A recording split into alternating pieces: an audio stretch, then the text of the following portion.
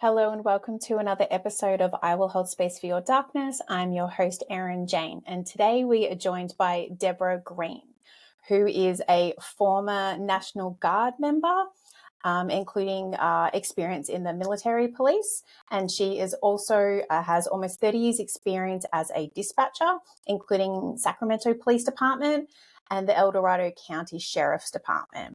She now spends her time as a mental health advocate for better care for first responders. Thank you for joining us today, Deborah. Thanks for having me. And I'm very excited. I just said to you offline, but you are my first dispatcher to come on. So Awesome. I've been looking forward to this chat very much. Oh, good. So like I said, Deborah has, almost 30 years experience as a dispatcher, but I do want to just sort of touch on your military experience if we can. Oh, sure. I joined the Army National Guard back in 1986 as a communications specialist because they wouldn't initially let me join as a military police officer because I was too short at the time. Oh, right. So, but if I went in and was already in, I could transfer over later. So that's what I did. If that makes any sense at all. No. Yeah, there's an old boss of mine used to say, "There's more than one way to skin a cat." So exactly. If that's how you got in. Got in through a loophole, and while I was military police, we were sent over to the Rodney King riots in 1992. So, going into calm the people, and get those riots under control and things. But, when you're trained to go against an enemy, you're not trained to go against your own people. And that's... Yeah, I can imagine that would feel very conflicting when you're all uniformed up and facing against other Americans. Oh, yes. It was very different. And at the time, too, they weren't allowing us to put ammunition in our M16s that we were carrying. And, people aren't stupid. They could see that we had no ammunition at all. But luckily, because we were military police, we had sidearms, 45s, that were loaded, but those were last resort kind of things. But that was very scary. And while we were in there, we were in Long Beach at the time, I was actually shot at. So that was really scary, being shot at by your own people just for being there. Oh, wow. So, Deb, that's wow. And at that stage, were you guys wearing Kevlar or any protective equipment, or well, we didn't have no Kevlar. We had flak jackets. So the joke was anything bigger than a beer can won't go through you. So a lot of us were in law enforcement outside of the National Guard. And so we all brought our second chance, what we called at the time, second chance vests with us. Mine was a steel plate that I brought with me to wear underneath the Kevlar. And I lost about 10 pounds while I was down there because I was just sweating it out because I had all this stuff on me. So that was kind of... But, nothing prepares you for that, so that kind of started me on that PTSD journey, Okay. And so then were you in the National Guard the whole time out in California? Yeah. No, I joined and then went, married my first husband and stayed in Texas for a couple years, and divorced, had a kid, married my second husband, and then came back to California. Oh, okay. Nice. So, and I don't know whether we need to clarify for anyone perhaps younger than me what the Rodney King riots were, because I vividly remember watching them as a child on the news and thinking, wow, that country's gone mad. Do you want to give a brief? Yeah. Brief? And I was 7 or 8 at the time. So. Oh my gosh. I wasn't much older, so yeah. Um, uh, it was the Los Angeles.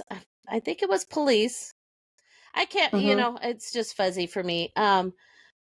They beat up a guy. He was on PCP and fighting back, but they beat him. I mean, the video was, and it was videotaped at the time when, Okay. um, so yeah, it was on a tape.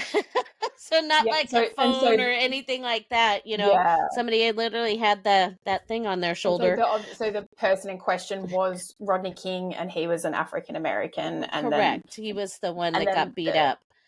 And and it then was by, from what I understand, like, was it all white officers? I don't yes, remember, to be and they honest. were, Okay. I think they were acquitted, and that's what started everything. So it all went to trial, and It then all they went were to found trial, not and then guilty, they were found either and not then guilty or something like that, and that's what started these riots. And it was bad down okay. there. It really was. Yeah. When we got in there, we went into Long Beach first, and there was a working fire on just about every single city block downtown, and lots of looting going on. Jesus. And these Hmm. poor business owners were just doing their best to keep people from coming in and looting their Hmm. places. So we get Yeah. there, and we kind of got Long Beach under control for the most part. And then Hmm. our company was sent to downtown LA to be the security for Parker Center, which was the main headquarters for Los Angeles Police Department at the time. Oh, okay. And because I And was so, going through Dispatch Academy at the same time, I got to be the hmm company's dispatcher. So I was doing hourly checks on people and moving yeah, people around where they needed to go and stuff like yeah, that. So, you really got real hands-on yeah, experience in dispatch. paper and pencil and a radio. I mean, how basic can you get? Hey, sometimes that might be all you need. And so how long did the riots go for, or how Oh, long were you guys I think we were like down there meant to get the for, help? it was 4 to 6 weeks we were down there. Oh, So, wow. we were in Long Beach for, I think, 3 days, and then we went to LA and we stayed for 2 weeks in downtown LA. And then they Mm-hmm. moved us out. They were pulling people out. Um, and we stayed for a couple weeks on the Marine base that was out there. And I can't Okay. remember where exactly that is. I apologize. It's LA. I don't keep tabs. Mm, that's okay. But they kept But us out there just as it was calming down. They just okay, pulled yeah. us back, but they kept us in reserve down there just in case it started back up again. And then Mm-hmm. then we came home, and then I finished my academy with the police Okay. department. Yeah. And so I sort of listened to another podcast that you were on recently, and you sort of mentioned that that was like a bit of a turning point for you in regards to your desire to remain in the Yeah. National Guard. Is that correct? Yeah, I just cuz my son was, oh my gosh, he was 3. And Oh God. my husband at the time had gone to Saudi Arabia before I went down to LA. So he was in Operation Desert Storm and Desert Shield. Um Wow. and it was okay for the kids to have him gone, but when mom got Yeah. pulled away for that amount of time, they didn't handle it well. And I said, Yeah. I'm going to, instead of making this a career, I'm going to pull back and do something else that, that's not going to tear me away from my kids. So Yeah. that's what I did. Oh no. And as you know, I'm the mum of 2, and my youngest is 4, so I can't even imagine being pulled away from my kids for 6 weeks like that. Like, that's, Yeah, and it, I know military people do it all the time, and I take my hat off to them, because I don't know how they do it. yeah. Well, even as a first responder, you're kind of away, but not away from your kids. Yeah. Yeah. Your No, very shift much so. makes it so you can't do certain things, but you're still there for them. 100%. So Yeah. Yeah, exactly. And so talk to me, Deb, about what actually got you interested in becoming a dispatcher in the first place. Um, I don't know. I think it was just luck of the draw because I was applying to Sacramento Sheriff at the time also to become a deputy with them. Um, Oh, but okay. I saw this and I was like, "Oh, what the heck? Let's try it out." And, I couldn't type worth beans, but, but I kind of grew with the job, but at the time, Yeah. and so I just practiced and did what I can. I was what was I doing? I was working retail at the time. So, Mm-hmm. um so yeah, it just came up and I went, "What the heck? Why not?" And yeah, Mm-hmm. they hired me. So I guess I did okay.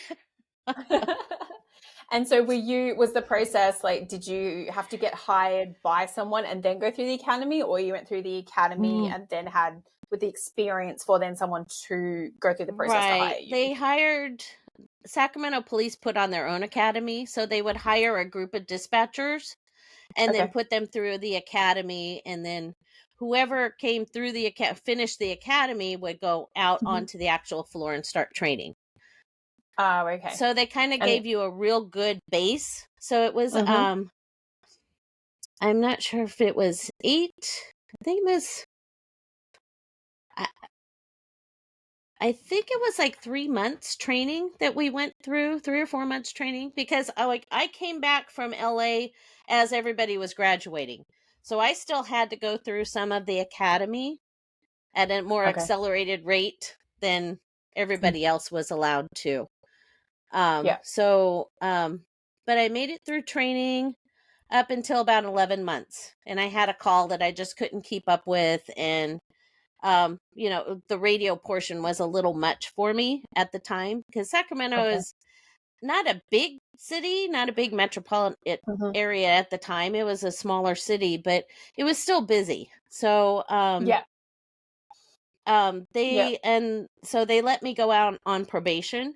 So I immediately Mm-hmm. started applying to other agencies again because they said that um I was a good dispatcher, but maybe a smaller agency would have been better. So that's what I did. I went Okay. to some of the smaller agencies and applied there. And that's how Um you ended up at El Dorado? yes. Okay. So yeah, that was and I stayed there for 27 years. Yeah, and that's an incredible amount of time to stay at the one place. Like, um, and so just explain to our listeners. So is that you taking like 911 calls and then dispatching the jobs? Is it just purely for police, or are you handling firefighting, EMS, anything like that? When I started there, we were a centralized dispatch. So we did El Dorado County Sheriff, Placerville Police, and El Dorado County Fire at the time. Wow. Okay. So it was Mm-hmm. which was really nice. When you have everybody in the same room, you can just yell across the room, "Hey, I need an ambulance for this call," and you're all on the same this, and it's so much quicker. And so Yeah. while I was working there, we first lost the fire dispatch to Cal Fire, which is a Okay. state fire. So they went and they had their own dispatch, and then Placerville Mm-hmm. Police eventually left to do their own thing. They got a grant to have a dispatch center put in their department. And Okay. so I ended up just being on dispatching the sheriff. And, Okay. you would think losing all these people along the way, the job would get easier. No, the county was growing and it, Yeah. stayed the same, if not got busier as the years went on. Yeah, I can imagine.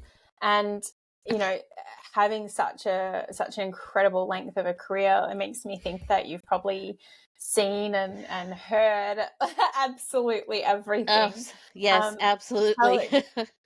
not that I feel like you can give us a snapshot of what 27 years worth is like, but share with us like a bit about your time there. Oh my gosh. So when I started, we had two screens, and they were Mm-hmm. DOS. So we called them green screens. They had a little bit of color in them, but not much. Yeah. And uh, our phone system was, push the phone, pick up the handset. Radios were everywhere and push button. I mean, it was like a little space station that we were sitting in when I first started back in 1994. Then Yeah. as it grew, our screen numbers grew and our computers grew. So when I finally retired, we had 10 screens, 3 keyboards, 3 Each. mice each. Damn. Wow. It was quite, I mean, we could, the 911 system grew with cell phone use. And so we were able to Yeah, of pinpoint course. people and map things. And, where when I started, you didn't have that technology yet, much less cell phones. I mean, Yeah. cell phones were not even really a thing yet. And trying to get people to tell us where they were, trying to find lost Yeah. hikers and things like that was just, it took so much time. Whereas when Yeah. we had lost hikers right before I left, hey, we knew exactly where they were. We saw them on the map and, we're able to get to them quicker. So, Yep. it Yeah. was nice. Technology has definitely advanced in that time in so many wonderful ways. And I worked and it's a rural county. So it goes from Okay. at the edge of Sacramento, which is more urban, into Mm-hmm. national forest land. It goes all the way to Nevada, South Lake Tahoe. So it's a Mm-hmm. rather large county. And so we have national forests and the deep woods and urban, and it's quite an interesting environment to work in because you're doing all Yeah. sorts of things and working Yeah, with a I lot can of different imagine. agencies. So I think it was an awesome place to work. I really do. Mm-hmm. And did you do like 12-hour shifts? What was the shift schedule like? Yeah, we did. So when we did 12s, so I worked 7 p.m. to 7 a.m. Monday, Tuesday, and Wednesday, or Sunday, Monday, Mm-hmm. Tuesday, and then a 4-hour shift on Wednesday. So everybody worked Oh, on okay. Wednesday and did some sort of modified shift then. Okay. I think they And then you would fixed have it the now. next. And then Okay. I'd So had the everyone next 3 had days set off. shifts? Yeah. Yeah. Mm-hmm. So we had 4 teams, which was kind of nice. Yeah. And so Okay. you could pick Yeah. your schedule for like a whole year, and it was great. Yeah, I was going to say that would be very, yeah, like very helpful in terms of like organizing childcare and all that kind of thing. Oh, most definitely. And with me working nights and my husband working day shift, we didn't need childcare at all, which was Yeah. great. Yeah. Though my Yeah. No, children did not see me. Oh, I can imagine. No, I went through the dispatcher process here like a few years ago, and like I got through and they offered me the job, and then I couldn't end up taking it because like my husband he's a firefighter, and he works 24-hour shifts a week, and it's like a Oh my gosh, rotating yeah. schedule. And then the dispatcher shifts were 2 days, 2 afternoons, 2 nights, 4 days off. So we were like, how do we like Oh my try to like, gosh, that's crazy. and yeah, and it would be like, if we wanted someone to look after our kids, like no 1 week would ever be the same. And I was just like, oh, just Yeah, I never felt like it was understood all the just a little rotating bit too shifts hard. like that. just that just messes with your whole physical Yeah. being. Yeah. It was just going to be a little bit too much like hard work, but I have, such respect for what you guys do. And I was telling Deb offline, like I have a really good friend of mine who is a former police officer, and she's a dispatcher back home in Australia. So we call, instead of calling 911, we call 000. So she's a call taker back there, and even being a police officer, you end up going in and into town and interacting with them if you have to get like the call records and all that kind of thing. And like you're saying, the giant screens, and they're talking to this person and they're talking to that, and they're dispatching that job. Like it's so much coordination. I don't know if I have Oh, that yeah. capability. Like it's amazing. It's amazing, and you could be doing nothing. I mean, I would take knitting in for the middle of the night. because there's not much going on at 2 and 3 Yeah. in the morning in a rural county. Yeah. But boy, when the poo hits the fan, let me tell you, the stuff was flying off desks, and everybody can was right imagine. there, and Yeah. everybody knew what to do, if Okay. that makes sense. So if the person running the radio relied on everybody else in the room to help them out to get things done, requests that were coming in and things like that. So Yeah. we really worked great as a team, but boy, That's good. it was quite interesting in the middle of the night, and everybody's just I chilling, bet. watching a movie or something, and then it goes crazy. So yeah. And I have to ask, and it might be before the time that you work, so forgive me if it was, but there was a famous sort of serial rapist case. It was like the East Area rapist. Oh yeah, and the he East was Area operating, rapist. and he's obviously been located and caught within the last couple of years. Like, was that something that you were aware of when you were, or am I getting my dates mixed up? Well, Was that something actually, that you saw? that started in the 70s and 80s, but I Good. actually Okay. lived here in this county when that was happening. So, and Jeez. actually one of his last victims lived a couple blocks from our house. Oh my So, God. yeah. So that was kind of That would have been scary, but yeah, such it a was a really scary strange time. time, I mean, Sacramento was just like this just quiet little community, and we had this happening, and people were buying locks, people were buying these Yeah. stronger doors, getting rid of windows in their doors. I mean, it just became when they talk about childhood trauma, that guy caused some childhood trauma, let me tell you I what. can But yeah, imagine. Yeah. it was strange because you'd have friends come over and they just walk in the front door, Yeah. and then it was like all of this happening, and you didn't go out past dark, you didn't, I mean, it was just it was a very scary time. Yeah, and I remember, I think I either read a book, and I definitely listened to a whole podcast series about it, and Oh I yeah, think it with turns out Michelle, that, yeah. yeah, and it turned out that he was either like a former police officer, and so he had all of Yeah. this knowledge, and it was the thing that really got to me. I mean, obviously, anyone being sexually assaulted or assaulted in any way is awful. So I did like take nothing away from that. It was the psychological torture, because he would then phone his victims like Yes. after the fact. Yes. Like that was the aspect that I just found so Well, and incredibly he just lived disturbing. across And the river from where I'm at now.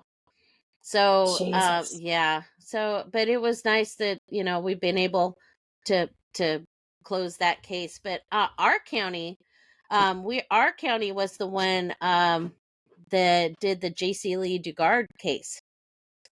I don't know if you Oh, remember the really? kidnapped girl. Yeah, that Yeah. was our county that did that. So we had a little file um in dispatch to put copies of tips. Um Really? so we would have to fill out a form and photocopy it and send it off to the detectives, Mhm. and then we kept a copy. And so when she was found, 'Cause she was taken for like a really long time, I wasn't took she? this. This is the Oh my the tab goodness. on the file when we Wow. destroyed the file or sent the file to records to be stored. I kept that. Yep. And someday, Yep. if I ever meet her, because she still lives Yep. in the area, I'm going to give her Does that she? and tell her that we didn't give Oh, up on her. So, yeah. And that's what was amazing. interesting was the sheriff at the time when she was found was Mhm. the um, responding officer to when she was first kidnapped. So No way. he was there for the closure of the case, which was really awesome. My goodness. That's So, that's incredible, because she was gone for like years and years, wasn't 19 she? years, yeah. Oh, Jesus Christ. So Wow. that was our case. We've had some interesting ones along the way that, like, I'll be watching TV. I think there's a show called Snapped, or some of those Oh young yeah. detectives or things like that on ID channel, and we have a lot from our county, which was like, wow, we have some really yeah, we've had some really crazy ones. So I know, Deb, I feel like you've been giving us this like false perception of your community because you're like, oh, it's this little sleepy town, El it's Dorado this little Sheriff's Department, and really full of yeah, we have kidnappers some and really rapists. really good ones. Yeah, it's Oh kind of dear. wild, because I sit there and I'll have the ID channel on or something and just have sound in the background in Yeah. the house sometimes, and then I'll hear a voice and I'm going, wait, I know that voice. Why do I run over and it's somebody that I worked with? So it's like, oh my gosh. Oh dear. I'm surprised you haven't found yourself on one of those shows yet, Oh, Deb. no. Well, there's one, but yeah, they don't know how involved I was in that case. So we'll just keep it at that. Oh, okay. Is that for another podcast episode? That's for that's a whole another podcast episode. Yeah. That's all right. We can get to that. And so we've obviously mentioned the fact that Deb is retired from her dispatching career. And as whether you've picked up or not, as she's been speaking, she retired after a diagnosis of complex PTSD. If you're comfortable, would you mind sort of sharing a little bit about your diagnosis and how that came about? Well, it started out so in October of 2019, we lost a deputy while I was working the radio for his channel. Okay. It was an ambush at a marijuana grow. Oh, Um, there were three other deputies with him that survived. One was his ride along, actually, that was riding along to um he was what do they call it, applicant ride along. So he was applying to our department and okay. riding along to see what it was like. Luckily, he was armed, Oh, he was a deputy in another county yeah. and had a sidearm with him. But when they got to the call, they talked to the person who called us, who said that somebody was in his marijuana grow, Okay. possibly stealing, because we, here in California, we can have, I think it's up to 12 plants. I think it's changed, but at the time you Okay. could have up to 12 plants growing on your property. Mm-hmm. So, we went out thinking, there's a certain amount of caution that you have to take when dealing with that kind of situation. Yeah. But they went out and they were shot at by the guys that were out there, and they shot my deputy and Okay. killed him. So while I'm on the radio, I'm trying to keep. I knew somebody was shot. I didn't know, we weren't sure what was going on yet, and trying to raise him on the radio, and we couldn't. Then I heard the sergeant go on scene, so we sent. We were sending everybody to go out there. Yeah. When you have shots fired, it's everybody. But a lot of my Mm-hmm. guys were 30 minutes away because it's such a big county, and where the call was at, we had to Yeah. call other counties to come from other directions to get there before my guys got there. So they were able to get him on an ambulance and get him to the hospital. And when you hear that, it's like, okay, he's going to be okay. So you put all that in the back of your mind, and Mm-hmm. I'm just concentrating on keeping the rest of them safe out there, Of and course. getting them help.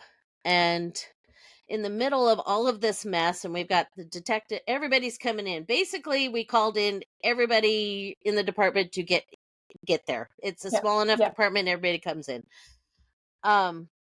With other agencies and everything. In the middle of all of this mess, I've got the SWAT team, I've got a helicopter going up. We get a call from the hospital for the patrol lieutenant, who tells us that he had passed away. And the only reason he called us at dispatch was because somebody at the hospital had posted it on Facebook, and he didn't want us finding out that way. Jesus. Yeah.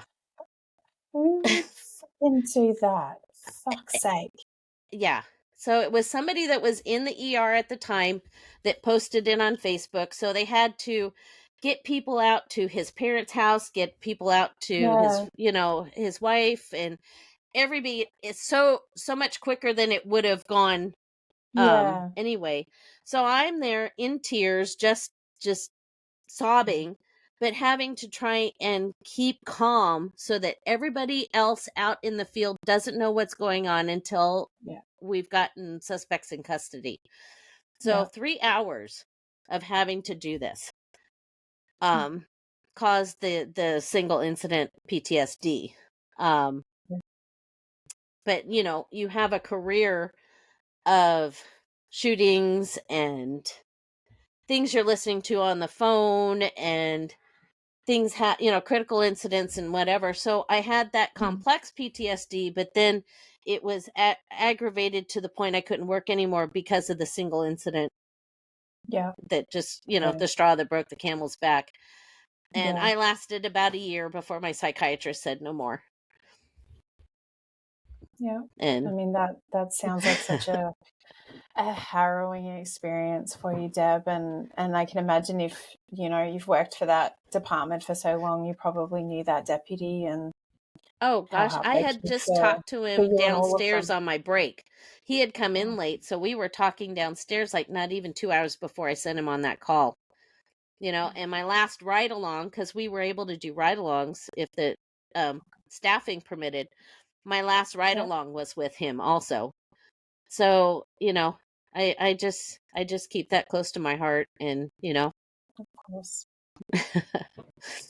I'm so sorry but for your yeah, that loss was and that for your was department's loss. the single worst thing that has ever happened to me. But it Yeah. also, the department really came through with Okay. their critical care afterwards, and having critical incident stress management debriefings right away with those of us that Hmm. were on dispatch. So we had our own little meeting before we left the building. um Okay. we had another one with therapists a few days later. We were allowed as much time as we wanted to take care of us. Yeah. I had already been in therapy. um Okay. so I made my own personal appointments right afterwards. That was the first thing I did when I got home, was make appointments and say, Yeah. no, I need to get in. And um I'm just, I sometimes wonder how much worse would I have been had I not already been in therapy and learning those tools. Hmm. um and just thinking, I don't think I'd even be able to have gone back for that year. Yeah. But learning the tools and all that helped me a little bit. But in the end, it just, there's a point you can't do it anymore, and it takes uh, sorry. No, uh, please don't apologize. Not in the slightest. Take your but time. yeah, it just, I think just allowing myself to come to the realization that let's let some younger people do this from now on, and let's go and take care of ourselves. And that Yeah. was the final, what I had to hash out to do my final retirement, because I finally retired in 2021. and Okay. and yeah. But that's Yeah. a really important realization that only you could come to, Oh, you know? absolutely. You can fight all you want, but is it good for you in the end? I Yeah. mean, um and I think the best thing, and also my grandson was born a month before this incident happened. Or a month Okay. before the psychiatrist signed me out. So he was born in 2020. So he kind of saved me. So I had something to get up in the morning and you know go and get that little guy, and we did walks and went to the park, and he got me out, and Hmm. had gave me a purpose, Yeah. rather than Yeah. having to sit at home and dwell on any mistakes I could have made or did make, or all of that stuff that goes on in your mind when you're at home sitting in a box. Yeah. with your own thoughts. Yeah. No, and purpose is important for everyone. And as well, like, you know, from everything you just disclosed, like there's also, you know, so much grief that would have surrounded like that whole of that experience for you. Like not only Oh like the gosh, yeah. grief of losing a friend and a colleague, the grief of not being in a position to do more, the grief of ending your like, you know what I mean? And grief shows up in so many different ways, and it's Yes. so multifaceted, and it can present in, you know, anger and so many other emotions. Like it's so complex. Well, and that it manifested with me in a lot of anger, and Mm-hmm. my supervisor at the time wasn't trained to see the signs. She just thought I was an angry person, and but she wasn't a good supervisor as it was. And so she went down that disciplinary route with me. So you're adding these Yeah. performance improvement plans to this person that's having Jesus. mental health issues. And luckily, I had another supervisor that wasn't my direct supervisor that was training to be a therapist. Mm-hmm. And she recognized everything that was going on. And she sat me down, got me into the workman's comp for Okay. what was going on, Mm-hmm. and pretty much saved my life, my career, you know. Wow. And so was this like after you had come back after your friend had been lost and shot? So we came back.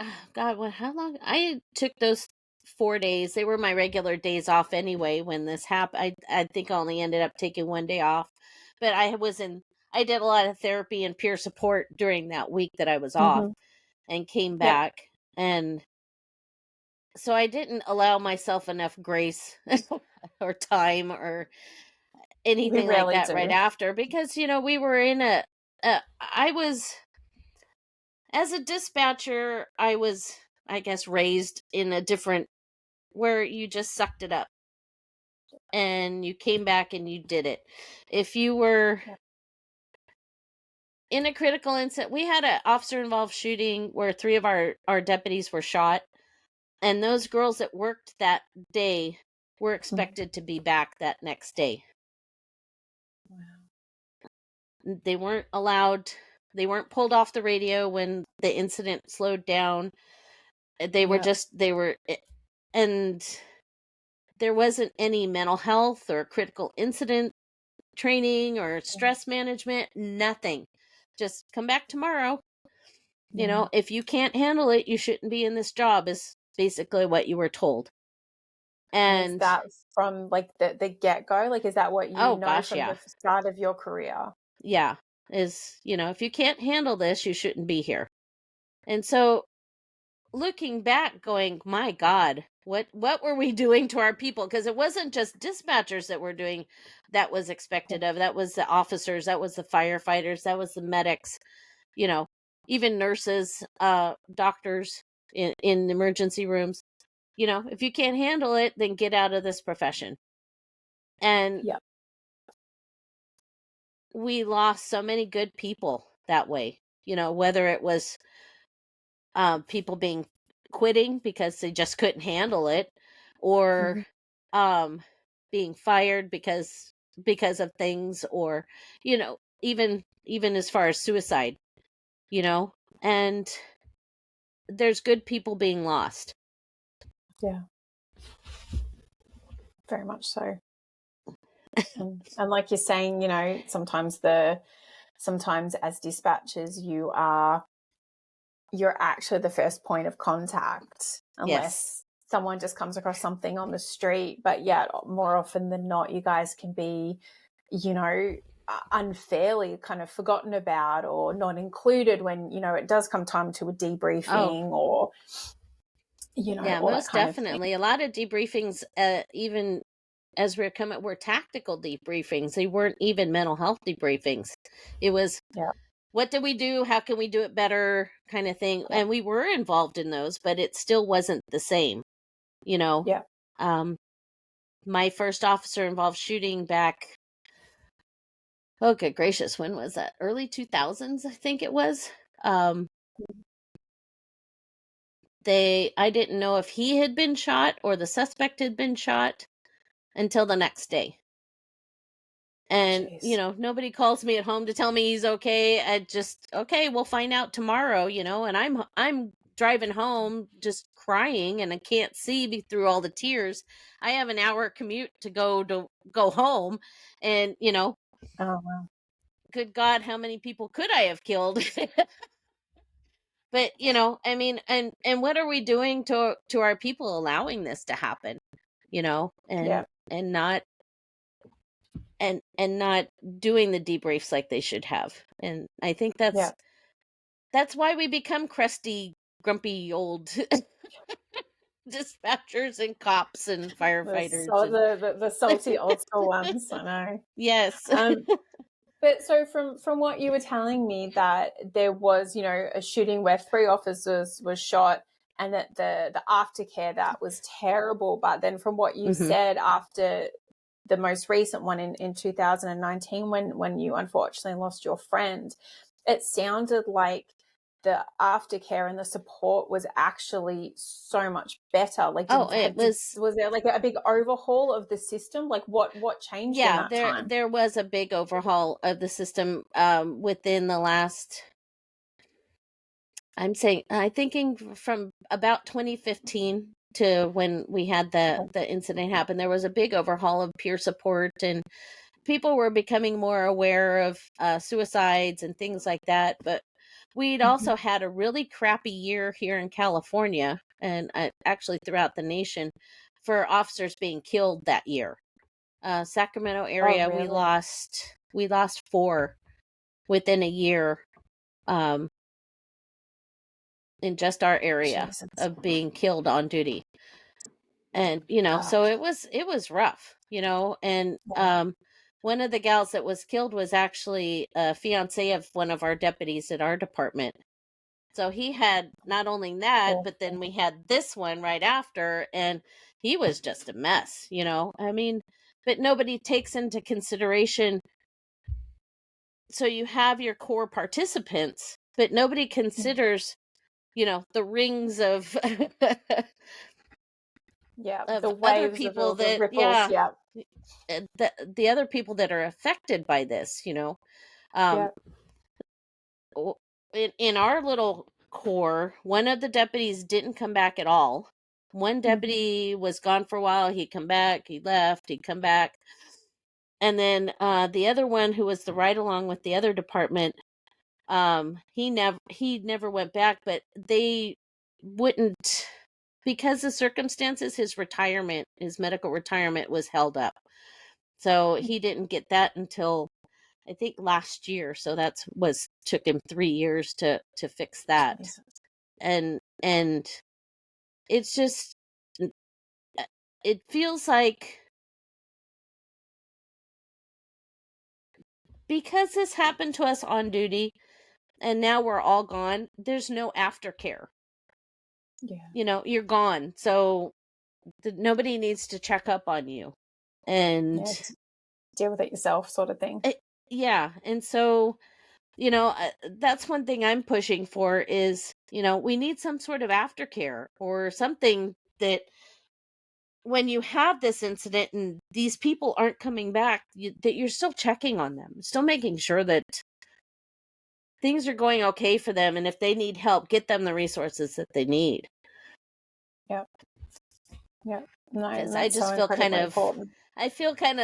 dumped. It's like I was Yeah. this person for 27 years at this department, and then, okay, thanks, have a nice day. Not even a retirement party, not even a card thanking me for the years of service. Nothing. Just, okay, don't let the door hit you on the ass on the way out. Mm. And That's so disappointing. but I'm in a much better place now, and I have a part-time job with a fantastic boss, and it's such a non-toxic work environment. It's wonderful. So That's good. and working with, I do childcare for my grandson, and Hmm. what else could anyone ask for? Yeah. Yeah. No, and it sounds like you've definitely found your way since leaving, even though it's been challenging for you. It took me a while, but it took me a little over a year, but I'm really enjoying this new person. Yeah. Yeah. That's good. And is your husband retired too, or is he still working? Oh no, he's still working. I'm only 56. Oh, he's got ages then. He's got ages. He's got ages to go. So yeah, but yeah, I just um, it's been tough, but Mhm. we're trudging along. Yeah. And so from what you just said, it sounds like everyone who was involved in that job, like within what, 12 or 18 months was Was gone. gone. Yeah, of the four people that in the main. But Yeah. there's also ripple effects. We lost one to Yeah. suicide a year after. And you Oh. wonder, was that because of that? I mean, he was a veteran also, so he saw some different stuff. Mm-hmm. But I mean, was that a catalyst? And you'll never know. Yeah. And And I mean, I can imagine that must have shook, like within 12 months, to have one officer killed in the line of duty and then one lost to suicide. That must have shaken your yeah, department so it severely. was it was bad. And what so we need to take better care of our first responders, and we need to start doing it when they Yeah. first get in, and Yeah. and change the environment and not be so hard ass on them. Yeah. Yeah. That makes sense. And so, what, obviously, like, but before all of this got to this point for you, and understandably, you said that you had sort of started therapy a few years hmm before this incident. Outside of therapy, like, what did you or your colleagues do? Like, if you weren't given any official resources or support or anything like that, did you guys like just naturally develop your own sort of coping skills and mechanisms? Did Oh you gosh, talk yeah. to each other? Like, what was Yeah, that we would like? work, talk things out. Well, I mean, you're sitting in a room with these other people for 12 hours, and Mhm. it's good to vent things out. But then there Of came a course. point in time where management didn't want us to talk. They said, "No, you can't do that." And it's like, "Why not?" What, like, as in It's on called shift or? it's yeah, they didn't want us talking on shift. And it's like, okay, what's the reasoning behind this? Thinking we were gossiping or something, but it was like, no, we're trying to like process all of this stuff. Yeah, Because I mean, it's heavy. You can be of going course. from, dealing with the murder to dealing with that 3-year-old calling on 911 to say hi to dealing with, Mm. something else. You don't know what that next phone call is going to be like. And how many, and then even in these larger agencies, how many dispatchers are going through several traumas in a night? I Mm. mean, this is stuff that the normal person doesn't want to listen to Yeah. or doesn't know that's happening. I mean, it's not normal to listen to this stuff all the time. No, it's not. It's very much not. And so what did you sort of personally find like helped you the most? Well, for years, we had my in-laws lived in a place out in the middle of the national forest in Northern California Oh, that okay. no phones, no nothing. We had Yeah. running water and electricity, and that was pretty much it. And we'd Yeah. go out there and we would be disconnected from everything. And Yeah. it was so great just to go out there and just have a clear mind. Mm-hmm. And unfortunately, things happened, and after 2010 we stopped going out there. Mm-hmm. Both my in-laws had passed, and Okay. it's not the same, and so we stopped going out there. So I think that kind of added two things. And then in 2015, I was diagnosed with a aortic valve issue on my Okay. heart. and it was in severe stenosis from a genetic defect. So Okay. instead of 3 leaves, I had 1, and it was slowly closing on itself. So um, Jeez. I got diagnosed and had open heart surgery within 60 days, Wow. right after my first granddaughter was born. So yeah, so I So had you've had a that. busy few years, Deb. I have. I have had a busy, but that one, it um that's how I started therapy, was because of the open heart surgery, because Okay. there's things that go along with heart surgery and being on a bypass machine that kind of Mhm. mess with you, um as far as depression, anxiety, and things like that. Mhm. So Yeah.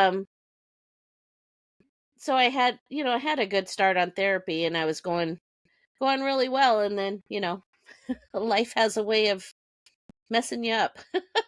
Yeah. No, understandable. And by the sounds of it, losing kind of that one place that you felt like you could go and just completely switch off from. Like we have a similar place in Vermont where, yeah, like very basic running water and electricity, but no signal, absolutely nothing. And, it takes a while to kind of get into the vibe of it, but it's so peaceful once you're out Oh, there. But absolutely. yeah, but losing that and then having, your surgery, which put you through a lot, and then, having all of these kind of critical incidents and culminating in the loss of your friend. I mean, it's a lot for one person to take. And on top of that, we're, like you're saying, a 27-year career in dispatching plus your National Guard and military experience on top of that. Like it all, I know that like the little C stands for complex, but sometimes I feel like it should stand for, cumulative, because so many first responders end up Oh, with that kind of diagnosis because it's that absolutely. cumulative effect and building upon building upon building. And that's when you're saying, like, even this one incident of you losing your friend is absolutely like horrific and could be the straw that broke the camel's back, even if it was that first thing. No wonder it was that straw for you as well, Oh yeah. I mean, it just, you just, you know, the layers upon layers, sometimes something's got to give. And yeah, it did. Yeah. Yeah. No, and that's very understandable. But it sounds like you've got some good strategies in place now, Oh yeah. and And I'm still in therapy, and beautiful I'm grandson. still doing things, and I got I have 4 Mhm. grandkids out here now. So, yeah. Oh, lovely. So, yeah, it's nice. And, I just kind of taking things slow, and I actually did a 12-hour shift at work a few weeks ago, and I was wondering, how the heck did I do this before? You know? Yeah. Like, wow, I don't think I could do this again. It I just, know. you get to that okay, I'm just kind of moving along with life, like Yeah. sitting on a raft and just going with the flow, and it's so much nicer. And Yeah. I actually this year I've been working on my physical health, and Hmm. I was diagnosed with severe sleep apnea. Oh, So okay. I'm on a CPAP machine for Hmm. sleep, and I have not had sleep like this in years. It's Wow. absolutely wonderful. And so, Yeah. it's just amazing how much that helps your mood too when you actually get a good night's sleep. Of course. Be very restorative for your system if it hasn't been used to getting as much as you actually need. Oh yeah. And my doctor was like, "Well, how much are you getting now?" I go, "Oh, about 7 hours now." And she goes, "What were you getting before?" I said, "Oh, maybe 6 hours at the most." Yeah. you know, four No, it four to makes a 6 hours a massive difference. night. Yeah. Oh, not Because I enough. mean, you go to bed, but you're up and down all night long, and now Yeah. it's wonderful. That's good. And so talk to me about sort of where you are, or what you're doing in terms of wanting to be an advocate for better mental health for first responders. I know that, you've been on like multiple podcasts? Is it a matter of you sort of just going out there and sharing your story? Like, talk to me a little bit about that. Yeah, I getting out and sharing my story is a main part, because not everyone listens to every podcast. So I'm Yeah. going to find that person that goes, "Hey, wait a minute. Thank you. I thought I was alone." Yeah. But also, um, there's a bill in Congress, and forgive me, I'm still trying to get information on it. Hmm. Um, but there's a bill in Congress for first responders' mental health that I just found Okay. out about. And so I contacted my congressman just this morning, and Hmm. kind of going to see how I can help with that. And if it requires a trip to Yeah. Washington, then sign me up, because I'll be there. Yeah.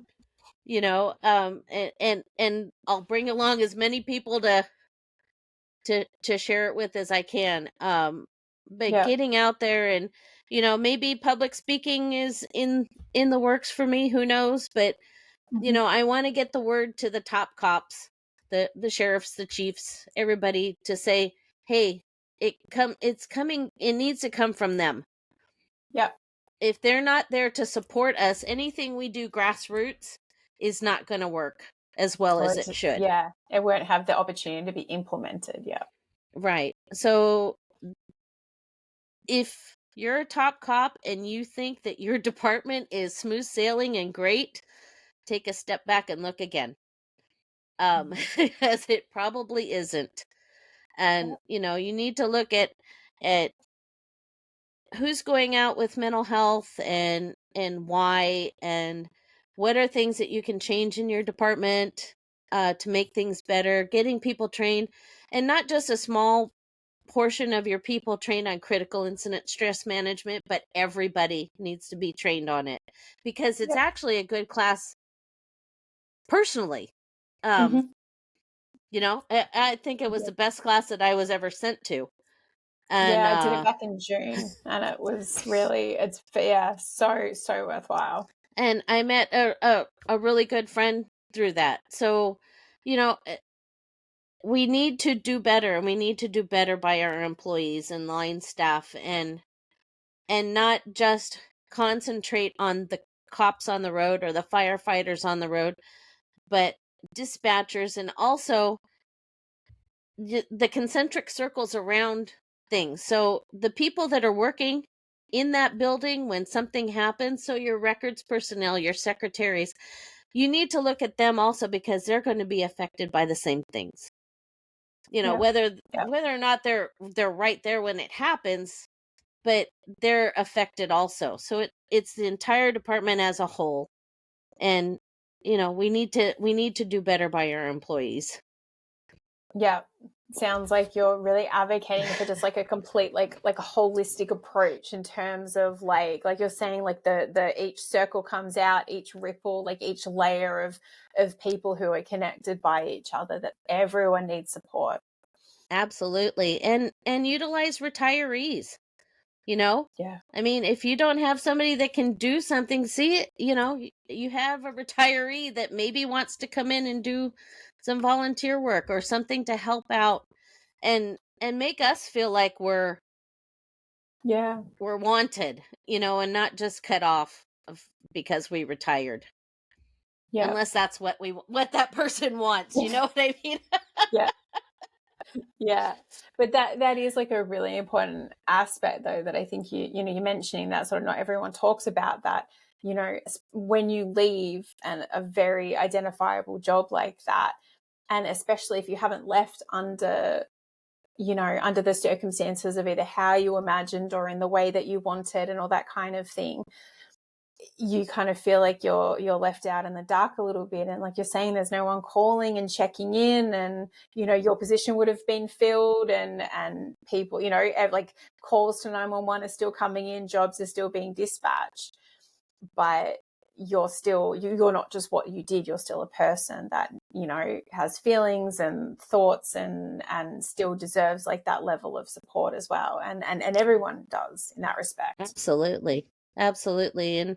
And my two best friends one of them is a retiree from the department also, so we kind of you know support each other, Formed your which own is little really clique. good. Yeah.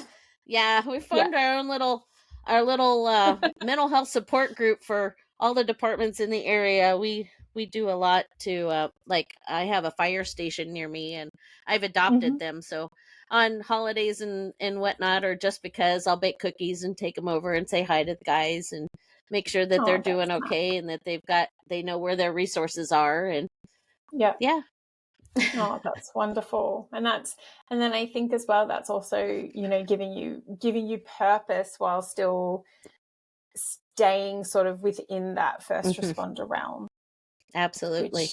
And that's sort of something like I definitely understand. Like, I left what I thought was going to be my career forever at 30, and I moved over here and I'm like married to a fellow first responder, and still a lot of my friends still are. But that's why, like, doing what I do, you kind of still feel drawn back to that community and, Oh, yes. giving back in that way.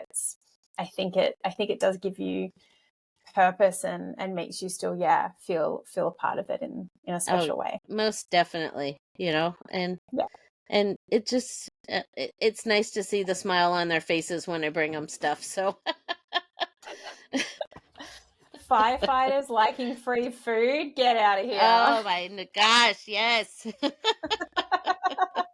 But we also do like big times, and we'll take them to we always think of the dispatchers first. So if we can get stuff to dispatchers to make them happy, yes, that's our first thing. Yeah. No, I love that. I love that. I absolutely love that. That's good. All right. Well, I do want to say thank you for your time today, Deb. I really appreciate it. I normally finish the podcast off by asking our guests 2 questions. So the name of the podcast is I Will Hold Space for Your Darkness, which is basically sort of about the idea that the roles that we perform, whether it's being a dispatcher, police officer, firefighter, anything like that, we are exposed to, these unique level of darkness that most people don't even really know exists. So the question number 1 is, what do you do to hold space for your darkness?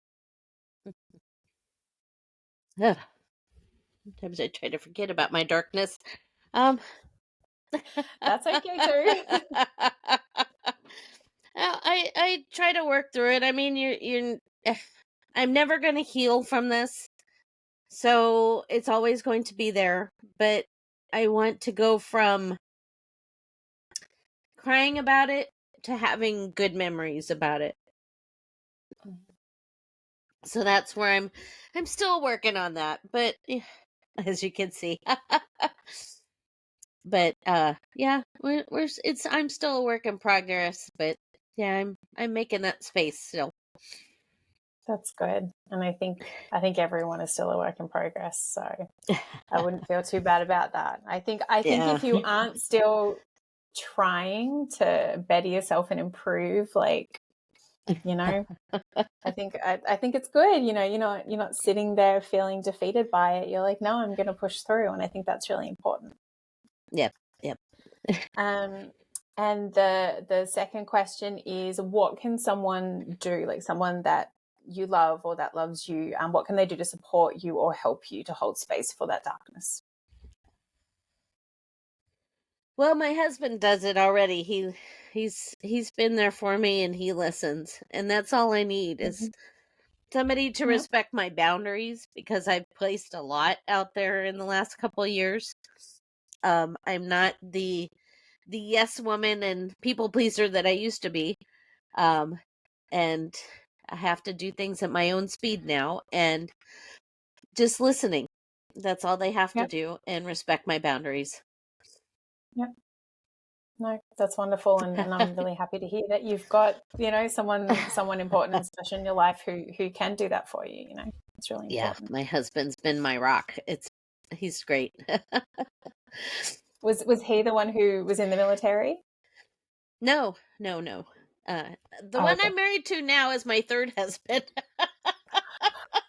Jesus, Deb, Yes. I can't keep up with you. Yeah, and a partridge in a pear tree. Yeah, I've got quite a list going on here. Well, it sounds like he makes you happy and supports you in the way that Yes, you need. So that's really all very that much matters, so. isn't it? Well, there you go. That's wonderful. All right, Deb. Well, thank you again for taking the time to come and speak with us and to share your experience and your truth, and to not, be ashamed of putting yourself out there, because again, that's kind of like the whole purpose of this podcast. Is I feel like sharing our stories and just putting it out there for anyone who wants to hear it. Someone's going to take something away from it, and it's going to help someone. It's going to Absolutely. help the right person in the right time on the right moment. And if we just help one person, that's That's what that's all it's I all want, about. is to help that one person, Exactly. All right. Well, thank you so much for your time. This has Oh, been thanks so another much. episode of I Will Hold Space for Your Darkness. I've been your host, Erin Jane. And as always, let me listen in a way you've never been heard. Cheers.